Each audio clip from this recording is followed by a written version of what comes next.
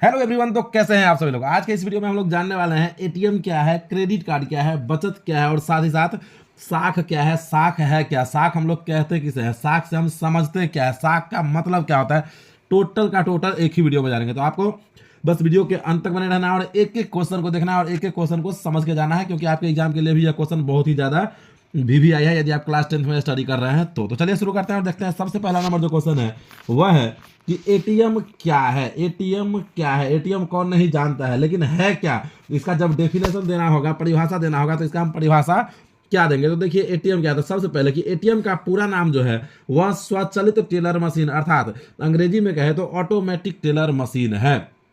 तो एटीएम का पूरा नाम क्या है, फुल फॉर्म भी याद रखिएगा कि ऑटोमेटिक टेलर मशीन है। यह एक प्रकार का प्लास्टिक मुद्रा है। एटीएम जो है वह एक प्रकार का प्लास्टिक मुद्रा है, प्लास्टिक का बना रहता है।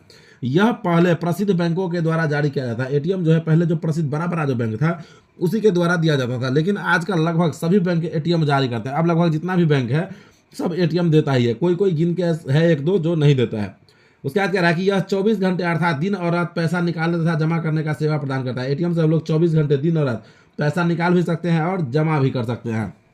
यदि ग्राहक के खाते में पैसा है तो वह देश के किसी भी कोने से एटीएम के सहारे पैसा निकाल सकता है। यदि एटीएम का डेफिनेशन देना होगा तो हम यही देंगे। यह क्वेश्चन आपके एग्जाम में 2 मार्क्स में आता है अर्थशास्त्र से मेरे भाई, ठीक है। चलिए आप देखते हैं अगला क्वेश्चन है कि क्रेडिट कार्ड क्या है। क्रेडिट कार्ड क्या है, यह क्वेश्चन भी कई बार आपके एग्जाम में आया है। क्रेडिट कार्ड है क्या, ठीक है। तो देखिए चलिए जानते हैं क्रेडिट कार्ड का यदि डेफिनेशन देना होगा तो क्या देंगे। तो क्रेडिट कार्ड जो है वह भी प्लास्टिक मुद्रा का ही एक रूप है। यह सुविधा एटीएम के पहले से ही लागू है। इसमें ग्राहक के साख के आधार पर बैंक एक राशि निर्धारित कर देता है। अब साख क्या है तो आगे जानेंगे, ठीक है ना। तो क्रेडिट कार्ड जो है यह भी प्लास्टिक मुद्रा का ही एक रूप है, बैंक देता है। यह सुविधा एटीएम के पहले से ही लागू है। इसमें ग्राहक के साख के आधार पर बैंक एक राशि निर्धारित कर देता है।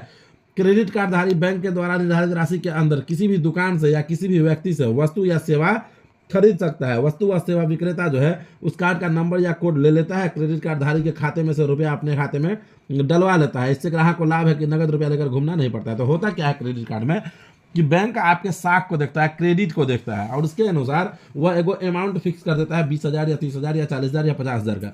उतना पैसा का आप चाहे आपके अकाउंट में पैसा हो या ना हो आप यूज कर सकते हैं वो कार्ड के माध्यम से। और आपको एक निश्चित टाइम दिया जाता है, 1 महीना या 1 महीना का टाइम रहता है ज़्यादातर।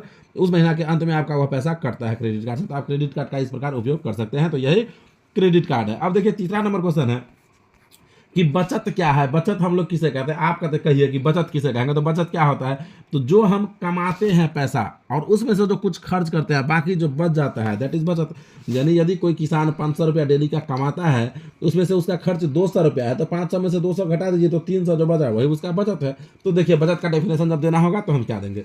तो कोई भी व्यक्ति अपनी आय को अपनी आवश्यकता की पूर्ति के लिए व्यय करता है। कोई भी व्यक्ति अपने कमाई को जो है अपने आवश्यकता की पूर्ति के लिए व्यय यानी कि खर्च करता है। वास्तव में व्यक्ति आय का अर्जन भी इसीलिए करता है, व्यक्ति कमाता भी इसीलिए है ताकि आवश्यकता की पूर्ति किया जाए, उसमें खर्च किया जाए। किसी समय सीमा के अंदर व्यक्ति की आय और व्यय में जो अंतर होता है, यहाँ पे आई है ई नहीं यह होगा आई, आय और व्यय यानी कि कमाई और खर्च में जो अंतर होता है उसे ही हम लोग बचत कहते हैं। जब बचत का सूत्र लिखना होगा तो क्या लिखेंगे, आय माइनस व्यय। यदि आप 500 कमाते हैं 200 खर्च करते हैं तो 500 में से 200 जाएगा तो 300 आपका बचत हो जाएगा। तो ये हो जाएगा मेरा बचत का डेफिनेशन। बताइए कैसा लग रहा है आपको परिभाषा और वीडियो कैसा लग रहा है। वीडियो अच्छा लग रहा है तो वीडियो को लाइक करके चैनल को सब्सक्राइब कीजिए। अब देखिए अगला क्वेश्चन है चौथा नंबर कि साख क्या है। साख क्या है, तो यहाँ पे अब आपको समझ में आएगा कि साख है क्या। तो देखिए यहाँ पे साख का अर्थ होता है विश्वास या भरोसा। साख का अर्थ क्या होता है, तो साख का अर्थ ही होता है विश्वास या भरोसा। जिस व्यक्ति पर समाज को अधिक विश्वास या भरोसा रहता है उस व्यक्ति का साख भी अधिक रहता है। वैसे तो साख के आधार पर व्यक्ति किसी भी व्यापारी से वस्तु खरीद सकता है और दिए हुए समय सीमा के अंदर भुगतान कर सकता है, लेकिन वास्तव में जो है ना साख का सृजन बैंक करता है, या किसी व्यक्ति के लिए नहीं है।